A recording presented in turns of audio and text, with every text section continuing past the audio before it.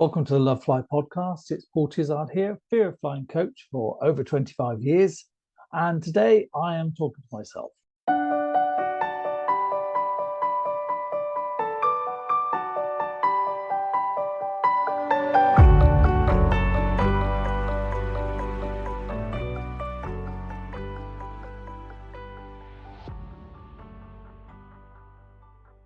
So the idea being today, I thought I would reflect on 25 plus years of running courses to help nervous flyers, and also with the terrific and humbling news of this week that the contract with Virgin has been restored so that Love Fly will now be working in partnership with Virgin Atlantic. Now, I'm not quite sure what that's going to mean for now, but it's just a fantastic, humbling thing.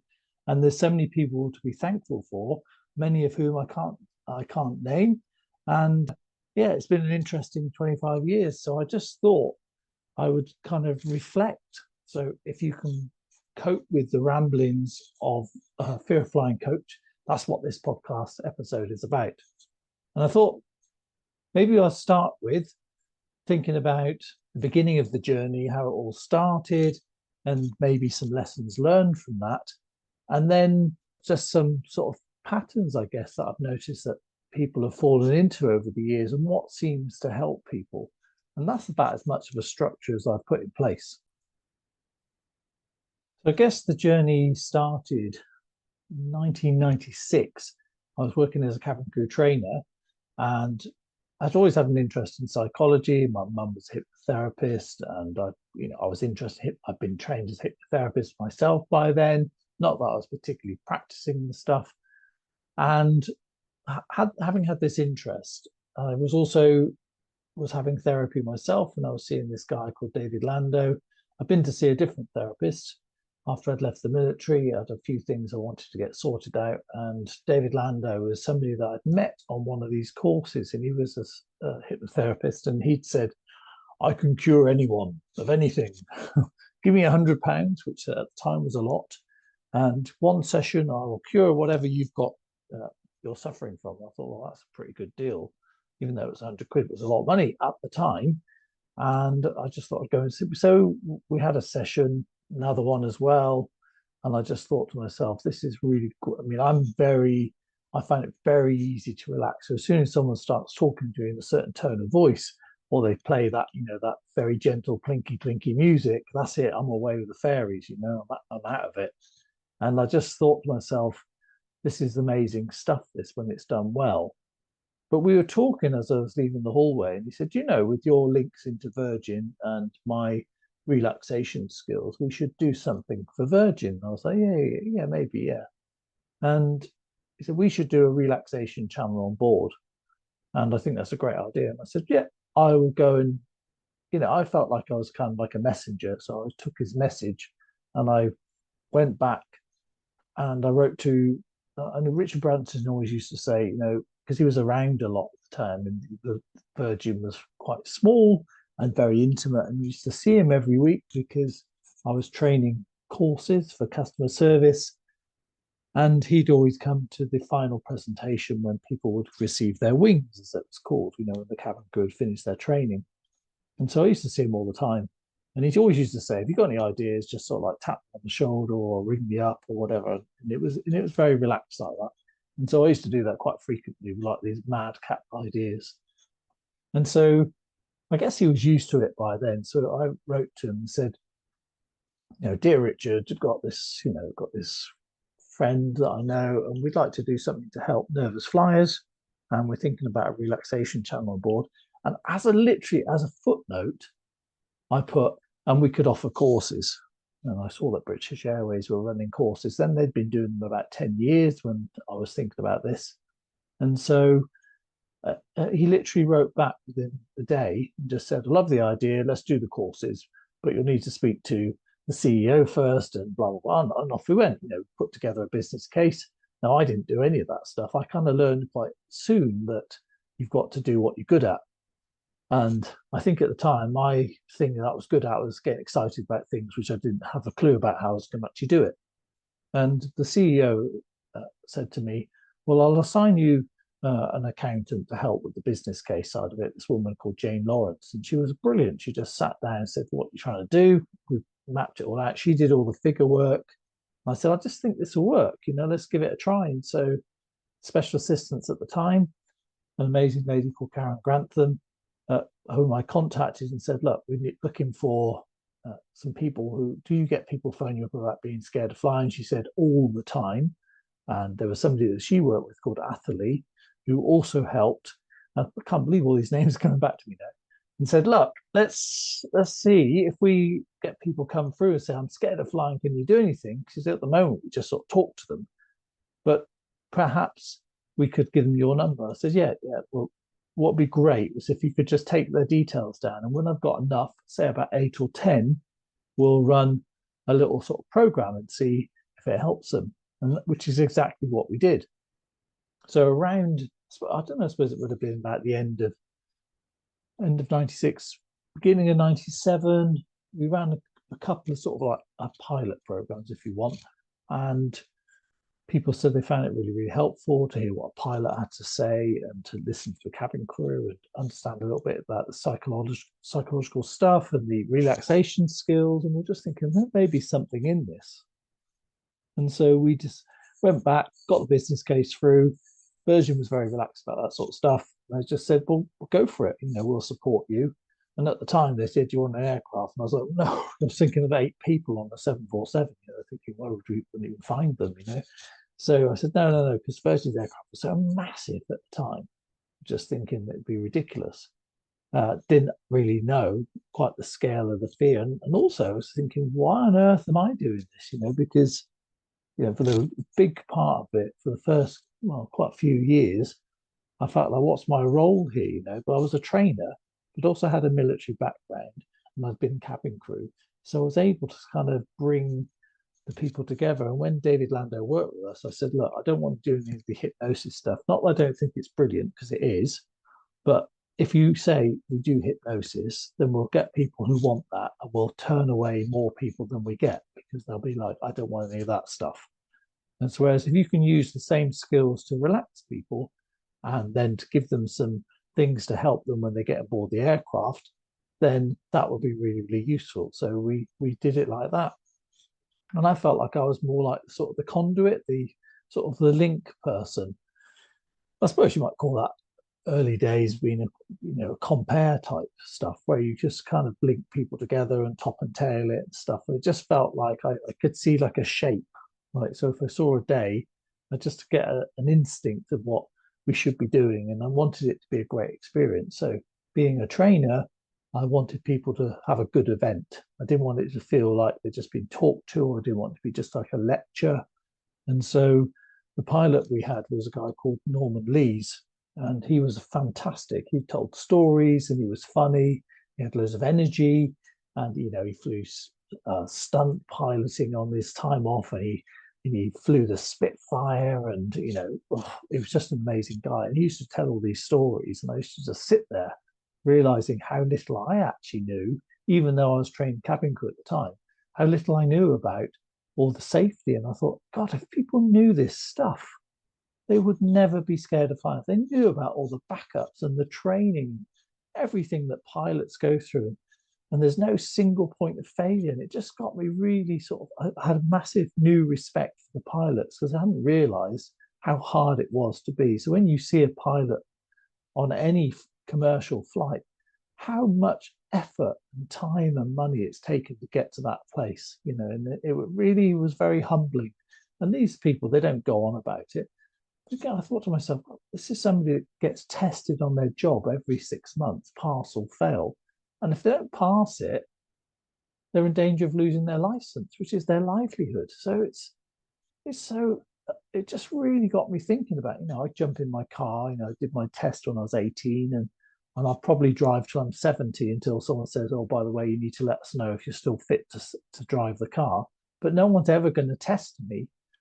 And I've got this 1 or 2 ton killing machine that I'm in charge of, with just me as the sole driver, no backup systems. It just really got me thinking about the way that people approach commercial aviation and how it's got so safe. And And every time, every lecture I used to listen to, not lecture, but every session I used to listen to, I learned something new. And over time, I found myself absorbing this fantastic information, just seeing the transformation in people that they come on the course looking really scared. Some people really tearful, not even wanting to come through the doors. And then by the end of it, they're laughing, walking out, trying to hug you and things like that. Just phenomenal, all in a day, transformation in a day. So it really was used to open my eyes to think, how is this even possible? And I concluded that, one of the things that I've learned is that the day itself is just a catalyst. So our job when we run those courses is to make sure that you have a great day and that you hear stuff which confirms what you need to hear. So it's not about just schmoozing you or telling you any old nonsense. It's about telling you the facts, and then you can decide. Once you know the facts, then you're able to make a rational decision about it. Because for the most part, when we're fearful, we're in that kind of very sort of older parts of our brain where we're imagining stuff which isn't happening and thinking that things could happen, or we've heard something, we've latched onto it. And so having the facts gives you then choices to decide, what do I want to do? And for some people, that's enough. Some take a few goes at it. But it made me realize that when people are armed with the information, they can make different choices.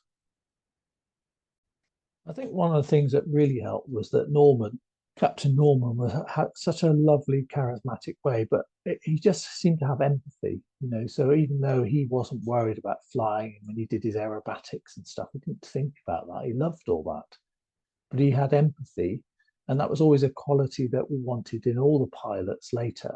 So sadly, Norman was killed in 2000 flying a Spitfire, which is ironic because he was being gutted, but he was teaching somebody else, and it was just one of those things.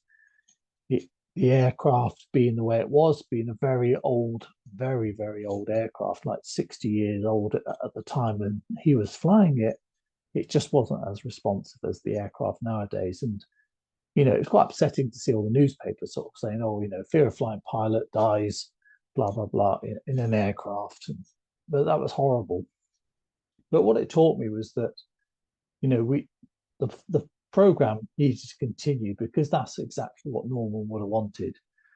And we found some other amazing pilots, and we've been very blessed to have some great pilot speakers along the way. And a lot of them are in this Love Fly Facebook group. So I think that's great that you can actually sort of make contact with those people. They're all on there. You see that I sometimes tag them and ask their help.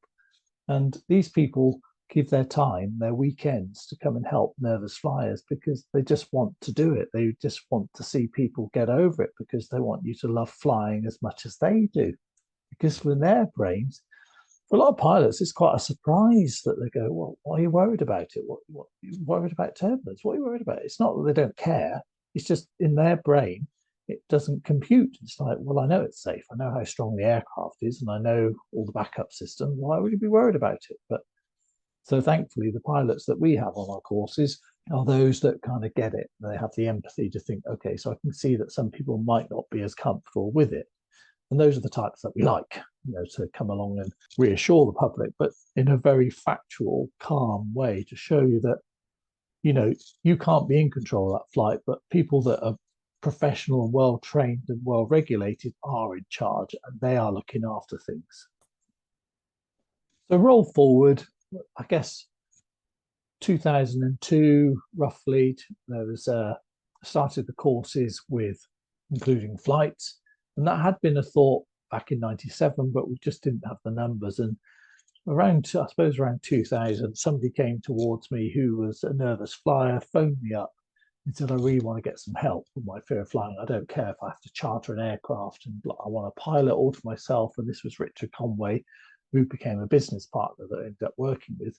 And he felt that, and I think it was absolutely right, that people wanted a flight at the end of the day. I was always a little bit suspicious of it because I thought, what pressure does that put people under to then have to get over the flight, get on the flight, get over the fear all in the same day? And it just seemed like a lot to deal with to me.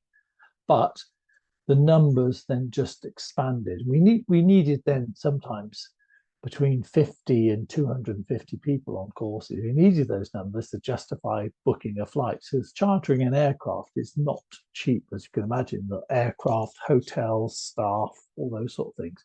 But it grew slowly, slowly, slowly to the point where I was just gobsmacked as I think back over the 25 years, just thinking, crikey, thousands of people have come through the courses, which I just still find mind blowing.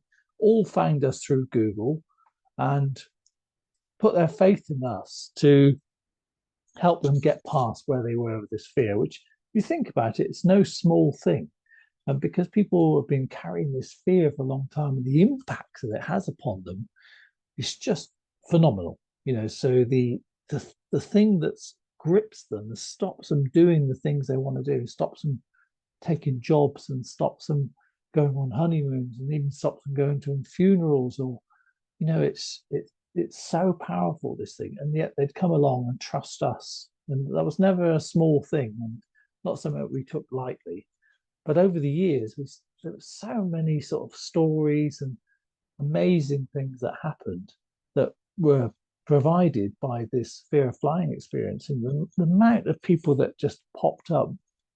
We got approached by quite a few celebrities to come along. So Whoopi Goldberg contacted us in 2008. We flew over to to New York to help her, and some of the team were on The View, and that was like a massive, bolster of the numbers as well. And people started thinking, well, if Whoopi Goldberg's scared, then that's okay if I am as well.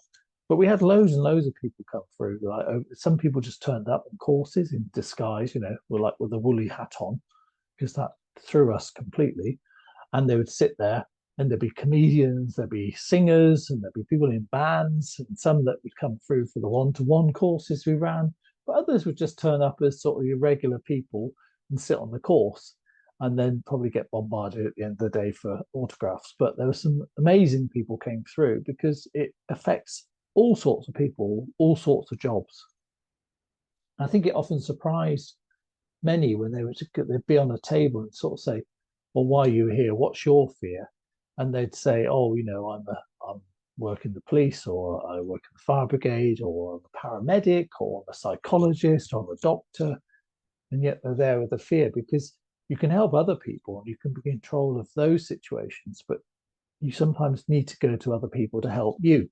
And that's the way it was. And so that's what we provided, was that information. We always kept it very light-hearted because of what we treat people. I always believe this and still believe this, is that people are normal. They come through the courses, they've just gotten some really unhelpful habits or patterns, behaviors, however you want to call it, or some unhelpful thinking ways, and they've come forward as normal, professional, capable, intelligent people. And so using humor, just telling people things straight, stick to the facts, don't fudge around it. That's what people want. And I found that we're consistently doing that and giving people a great experience. So using sort of trainer methodology made the difference. And so over the years, having to stand up in front of like a couple of hundred people every single time. I mean, every single time I'd be like, as we'd call in the UK, cacking myself, which is just thinking, oh my God, who am I to stand up in front of these people and say stuff? Who am I to be doing this right now? And it took me many, many years to get over that sort of imposter syndrome thing, which is a popular term at the moment. But it was a genuine one for me, that every single time, as I was about to stand up and do the talk, looking at these, sometimes a couple of hundred expectant faces to say something wise and helpful, you feel such a pressure. And it's terrifying. I mean, every single time it was terrifying. I don't think it ever got any easier. Never got easier. Like, people used to say, "Oh, you seem very relaxed and very natural up there," but it didn't feel like that. It was a scary thing to do. So I suppose in some ways that gives me a little bit of empathy. I've never had the fear of flying, but just met perhaps a little bit of an understanding what overcoming fear can feel like. And it is like walking into a wall. You just think, but I've got to do it. And that was the thing. And so when I look back and think, what have I learned from the people? Because that's where I've learned most. Although I've read around now, and I've just, as you know, some of you all know, I finished the Masters in Positive Psychology and Coaching Psychology because I wanted to get a little bit more sort of academic rigor and underpinning the way that I worked. I sort of just say that I've probably learned the most from just listening to people, and in particular, over the last year and a half when we're doing the podcast, interviewing people and just listening to their stories has really opened my eyes and my mind to how people get the fear and how they maintain it and what's their sort of pattern. I think I had an idea, but it's really been so helpful to just get under the hood, if you like, and just sort of think what's going on here, you know. So a few things that I've sort of noticed over the years is that people who are nervous flyers are just like everybody else. They're normal people, and the fear of flying side of it is greater or lesser depending on the individual, and their triggers are completely unique to them. So even if it's turbulence, their reason for it will be completely different, and their way of dealing with it will be completely different. But something that I've kind of some truths that I would say I've noticed is that a lot of nervous flyers can be quite perfectionist with themselves, and so they have this sort of standard in their mind of what perfect would be like, and they move towards that. And they might be very, very determined, but then they give themselves such a hard time when they're not perfect. So they'll get on a flight, or they might go and do 3 flights and then have a really, you know, what they consider to be a bad flight because they got upset and they got anxious again.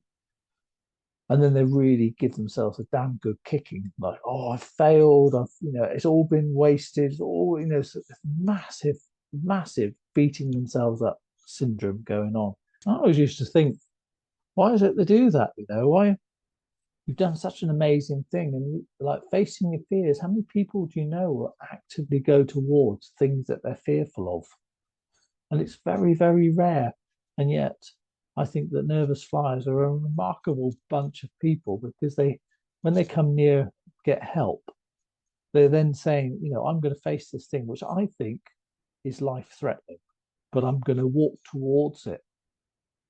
And I think that's a huge thing and something to be really proud of because so many people don't face their fears. You know, there's things that I'm scared of, but because I don't need to do them, I don't face them. You know, so you could argue go and face them. That's what you should do.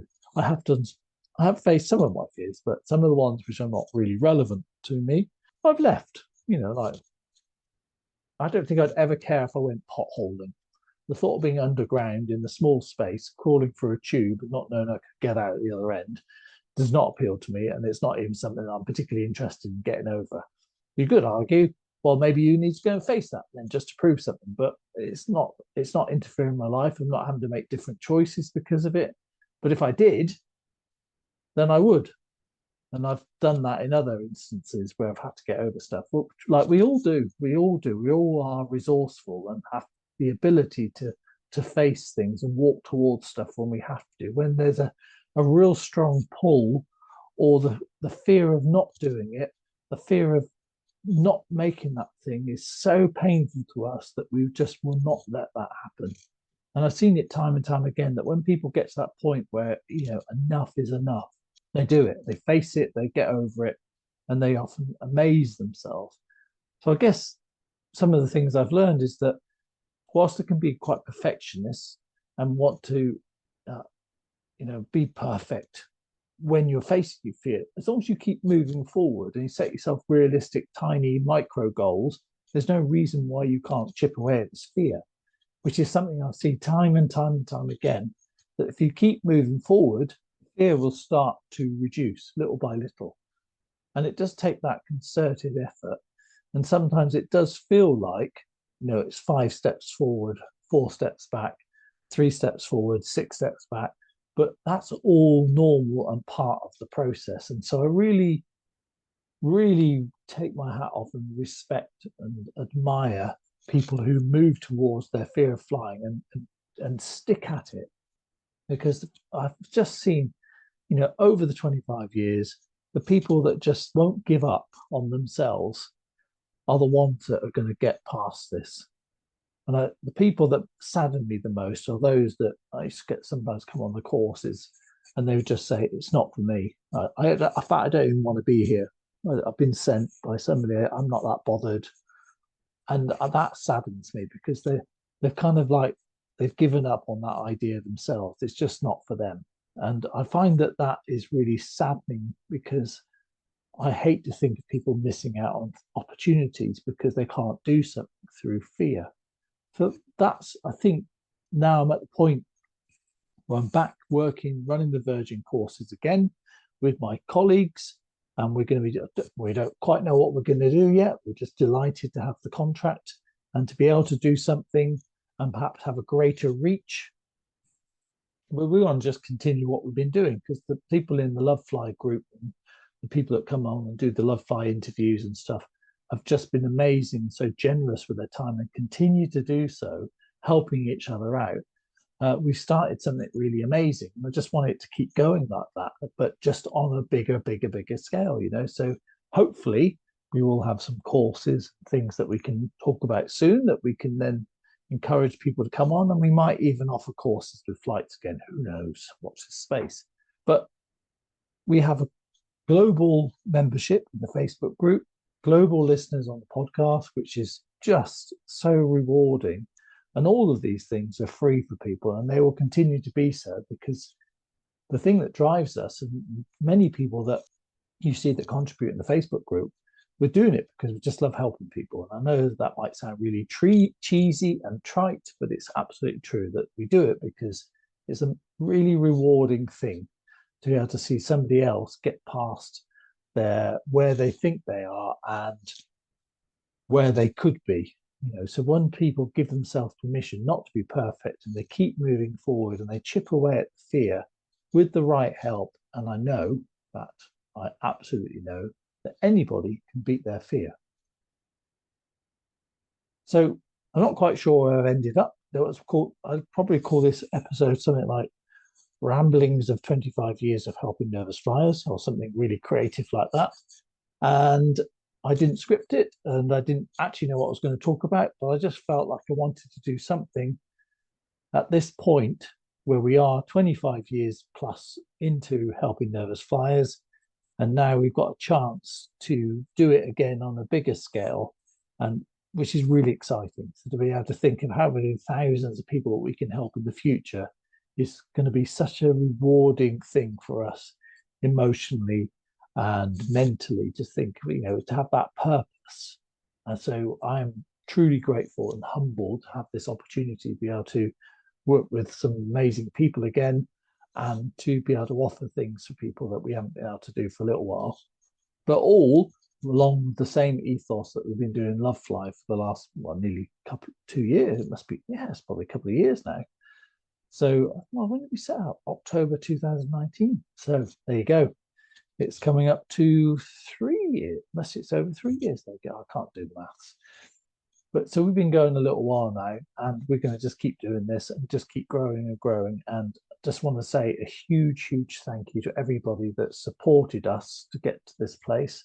And for all of you out there that help each other out in the Facebook group and on Instagram, it's just remarkable. So thank you for what you do. And let's just keep helping people and giving people the choices about being able to fly without carrying all that fear with them.